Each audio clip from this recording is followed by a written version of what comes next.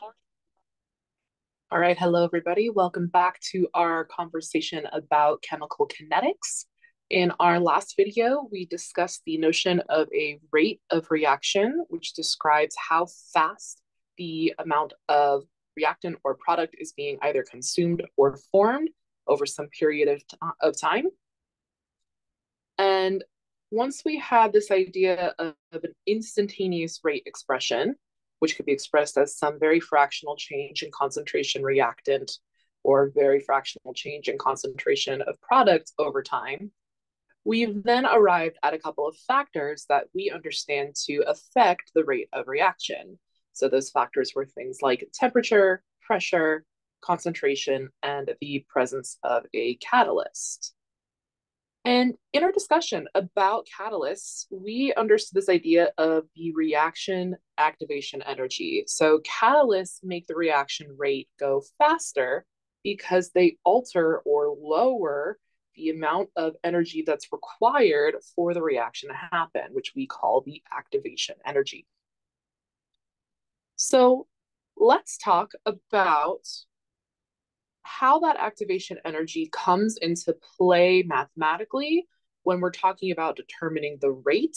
So, the medium or the mediary between something like the rate of reaction and the activation energy of the reaction is through this idea of the rate constant, here expressed as lowercase k.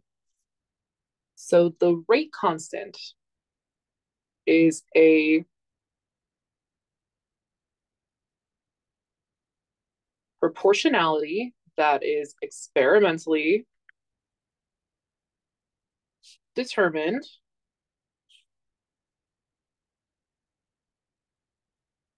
that relates things like temperature, activation energy,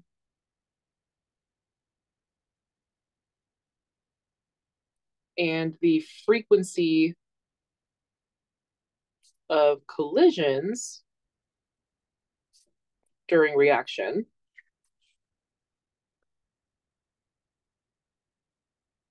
And this will ultimately then, this K will relate to the rate.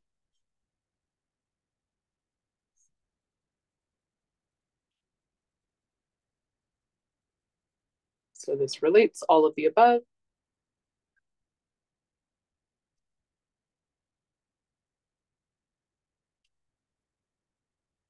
to the rate R of reaction.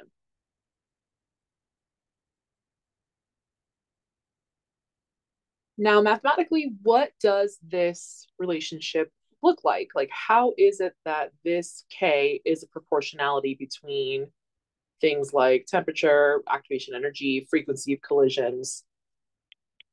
Well, we have an equation for this. This is called the Arrhenius equation. So let's define the Arrhenius equation.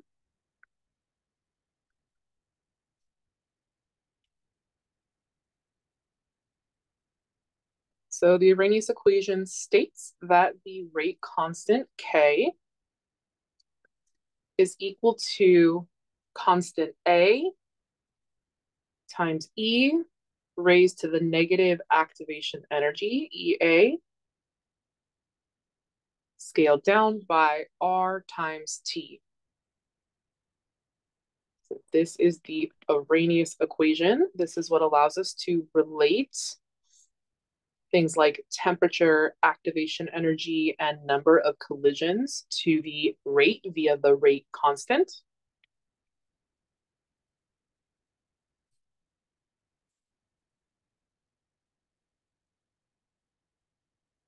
So again, K is the rate constant. A is what we call like the pre-exponential factor. Literally, that means it is a number that comes before an exponential function. This directly relates to the number of collisions, which we call capital Z, but that's a statistical mechanics type class discussion. So A, the Arrhenius constant,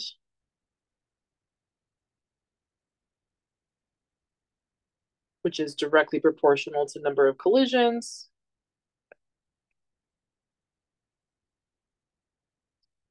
E is function e to the, and E sub A, capital E sub A,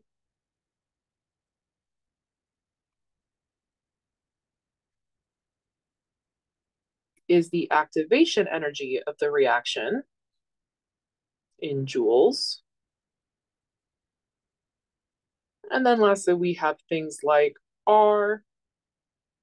In this case, this is the gas constant, 8.314 joules per mole Kelvin.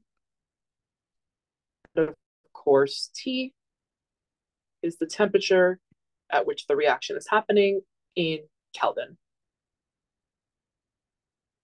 So the Arrhenius equation allows us to relate the rate constant to all of these factors that we've identified as being ones that could affect the rate.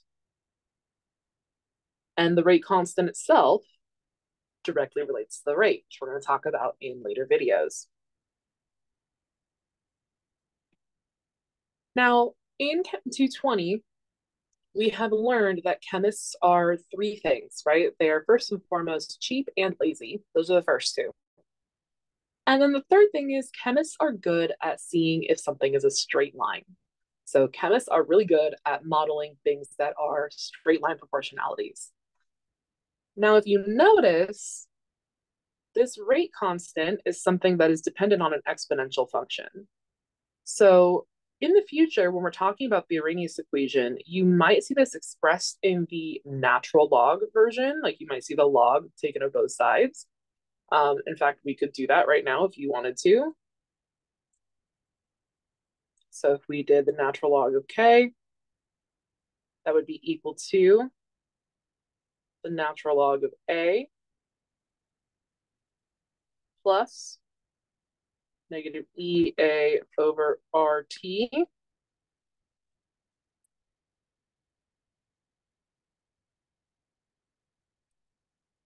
So that's the natural log of this, and then the natural log of this. Rearranging, this gives ln of K is equal to negative EA over R, often expressed as a function of inverse temperature, plus ln of A. So this is like the linear form where we have the direct proportionality between the natural log of the rate constant and temperature here.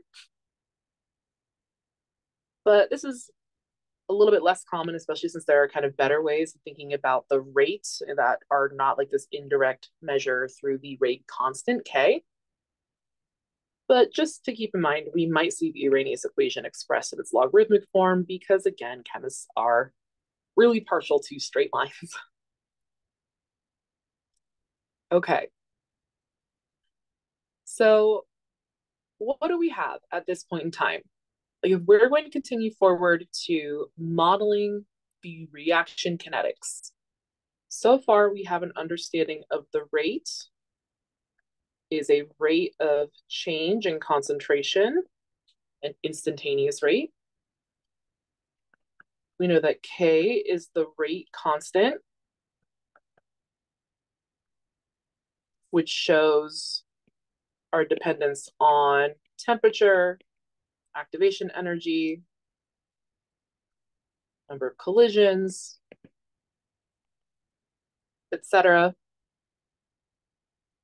And what we're going to be doing in this next part of the lecture is we're going to be understanding like how is it that the rate and the rate constant actually relate to one another. So like how is it that I can take what I know about what I know about the rate and relate it to this constant that has all of this factor dependence on it. So to do that, let's talk about what we call the rate law. So define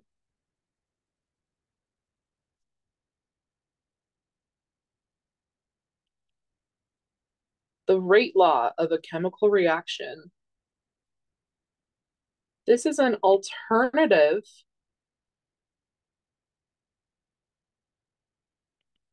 expression of the rate of reaction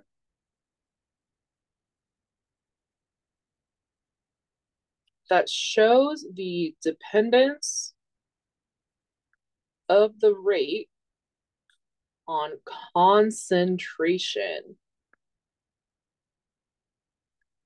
Meaning, does my reaction go faster? By how much if my concentration is increased? So we're thinking about like how is it that altering concentration of reagents might affect the rate of reaction. And the way that we do this is via the rate constant. So we can look at some general reaction. Let's do n moles of A and n moles of B react to form E moles of C. So if I wanted to write just the rate with respect to WRT time, I could say this is the change in concentration A per unit time scaled by the stoichiometry, right? Because if I have 2 moles of A, then A is going to be depleted faster than something like B if N was like 1 mole of B. I could also express the rate as a decomposition or use or degradation of the amount of B. So this would be, again, the rate of decrease in the concentration of B at some unit time scaled by the stoichiometry of B. Or I could express the rate in terms of the positive rate of creation of product C. So this would be the change in the amount of C's concentration per time. And then we scale that, of course, by 1 over P because P moles of our product are made. So all of these are equivalent expressions of the rates. And again, these are equal expressions of the rate with respect to time. They all have this time component included in them. Now, the rate law is a bit different. The rate law is actually not going to include any kind of time component. So the rate law, as I said, is an alternative way of expressing the rate where we don't have to include something like this change with respect to time, but rather we just look at how the rate is going to be affected by concentration. So if I wanted to express the rate with respect to only concentration, this is what we would call the rate law. And when we express the rate law, we do so only in terms of the reactants. So we would say that the rate is equal to the rate constant, K, times concentration reactant A raised to its stoichiometric coefficient, times concentration of B raised to its stoichiometric coefficient. So this is the rate law.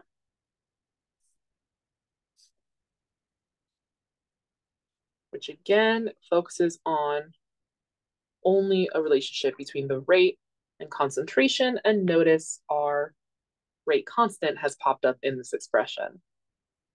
So let's identify the terms found in the rate law. So R is the rate of the reaction, how fast it happens. Little k is the rate constant, which can be found experimentally and then related theoretically to the activation energy and the temperature of the reaction, as well as things like the amount of collisions or the frequency of collisions. Concentration A,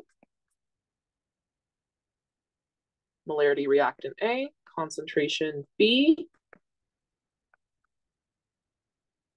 is the molarity of reactant B. And then these guys these exponents that relate to the stoichiometry. So let's see here. These are what we call the order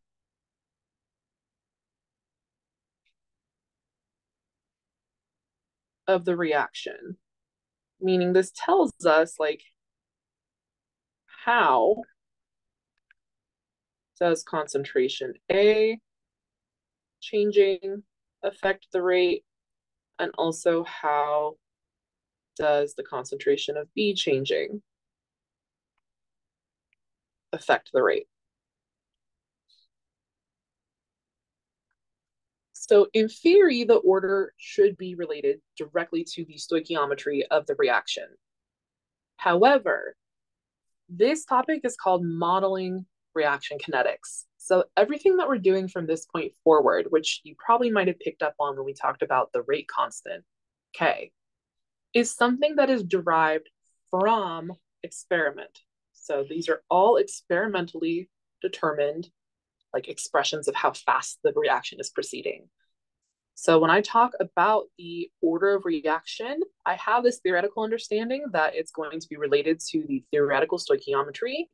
However, we always derive these kinetic models empirically,